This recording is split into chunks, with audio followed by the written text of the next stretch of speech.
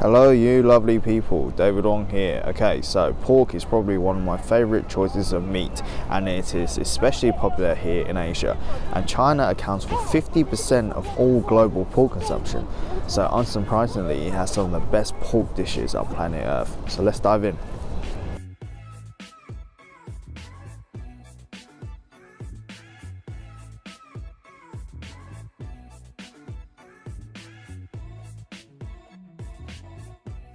Oh my word, look at the colour of this. The pork belly sliced thinly. Oh, look at the oil dripping off. So colourful. Look how thin that is, it's almost see-through. Completely soaks up chili and garlic. Now, chili and garlic I think are a match made in heaven. Mixed with this pork. You know, it's banging. I mean,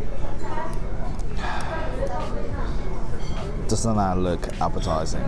Doesn't, I mean, if you're feasting with your eyes, imagine what I'm going through. Oh my god. Look how thinly that's sliced, and just mix it with that lovely chili garlic sauce. Imagine the taste, right? That's what I'm going for right now. Look at that.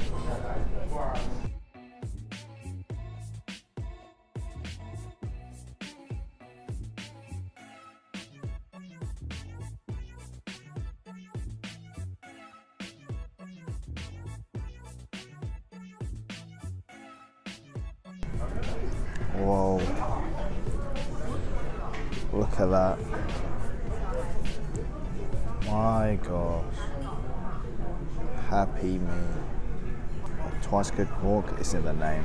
First it's simmered, then they stir fry it with lots of green chilies, vegetables, aromatics, and Sichuan bean paste. Look at that. Can you see it?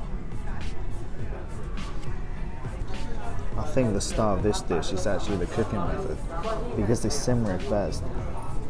It's lovely and soft, and then they stir fry it, which takes on all the spicy flavour and the oils. Slightly greasy, but packed with really good flavours.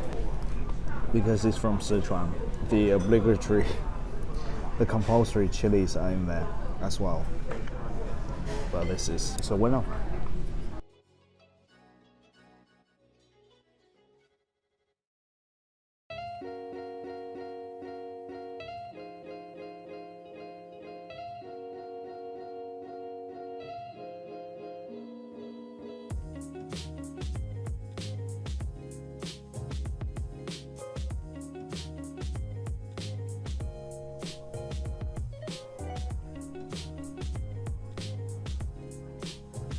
So during the Tang Dynasty, a general during a banquet was being praised for his achievements on the battlefield, and he demanded a dish to be served to him worthy of his valour and courage.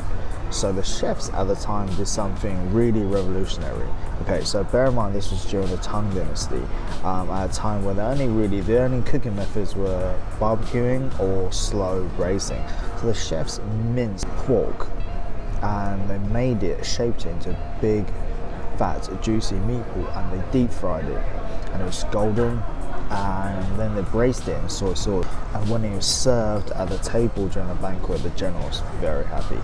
The chefs named it the lion's head meatball, and compared the general to be as courageous as a lion. The general was very happy, and the dish became so popular it was only served to royalty, and it was only served at royal banquets. Even until this day, it's still served at special banquets here in China. Okay, we have a massive lion's head meatball. Oh, look at the braising liquid on it. Let's cut it open. Wow. Look at that. Look at the inside. This is just one big meatball mixed with lean and fatty pork. Oh, look at that.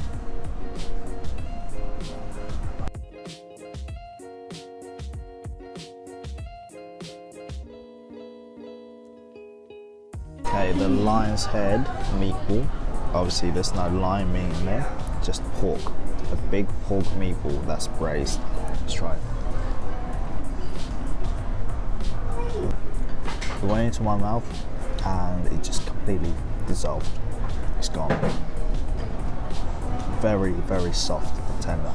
The braised egg was slightly sweet, syrupy, glazy, and added with the texture.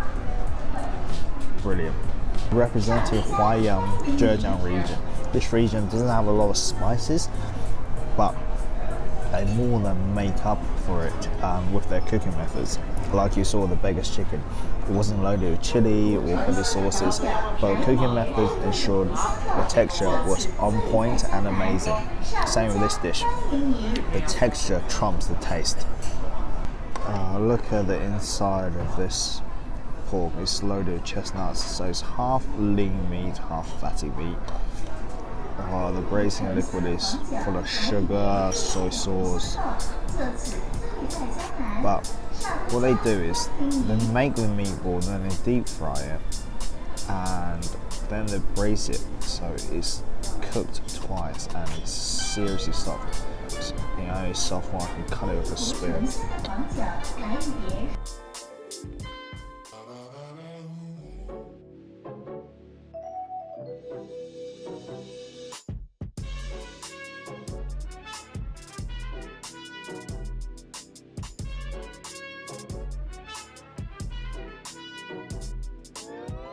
Right, the Char Siu Pork, so essentially Chinese barbecue.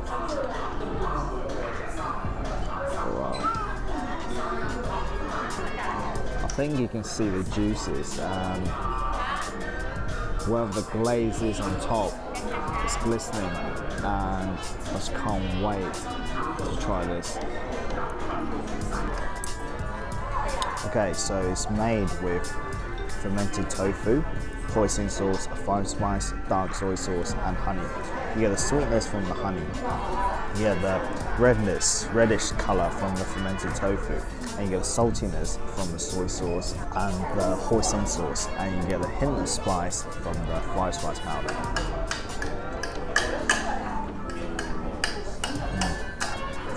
It's a contrast between savouriness and sweetness that I really like, and a hint of spice coming through. It's a perfect cut of pork.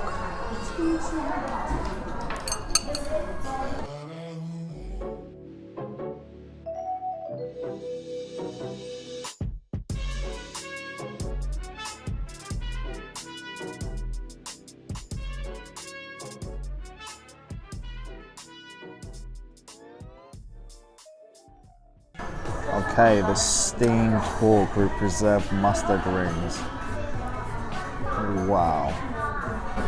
Let's see how soft it is. Oh, there we go. See that? It's completely poking through. Look.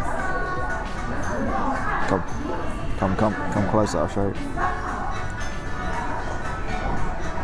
Straight through. That is so soft. Right, let's see what it tastes like. Come on. The steamed pork with preserved mustard greens.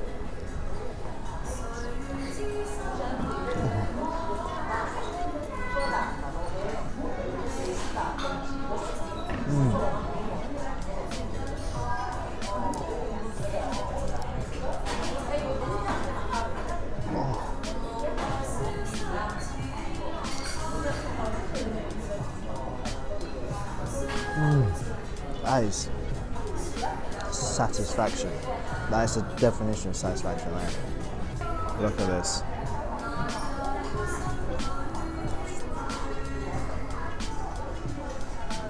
Oh.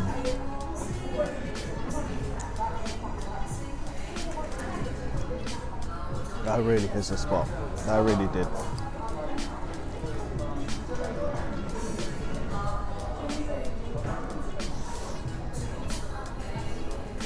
That is delicious. It's absolutely delicious. Okay, so pork and mustard greens in one bite.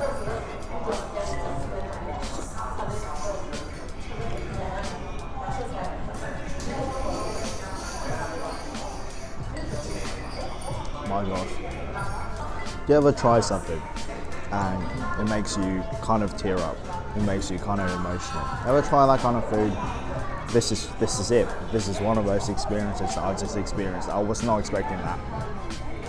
It's just beautiful. Oh, I can tell so much love and attention went into that dish. That is Chinese comfort food. That taste that reminds me of my grandma's cooking. Sadly, she's not with us anymore, so that taste really brings back a lot of memories. And it really hits the spot for me.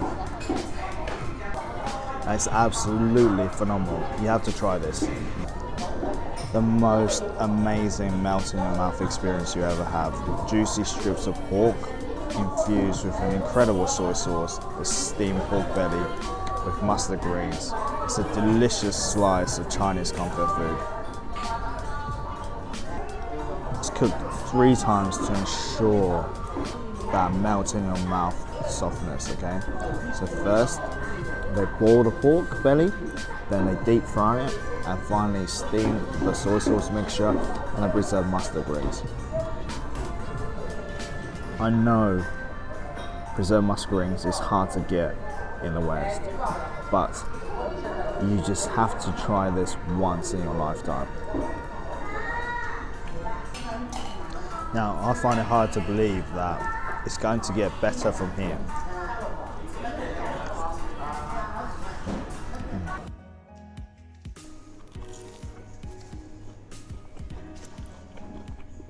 Oh my gosh. Look at the colour glistening of that big chunky piece of meat covered with the sweet and sour sauce. It's beautiful.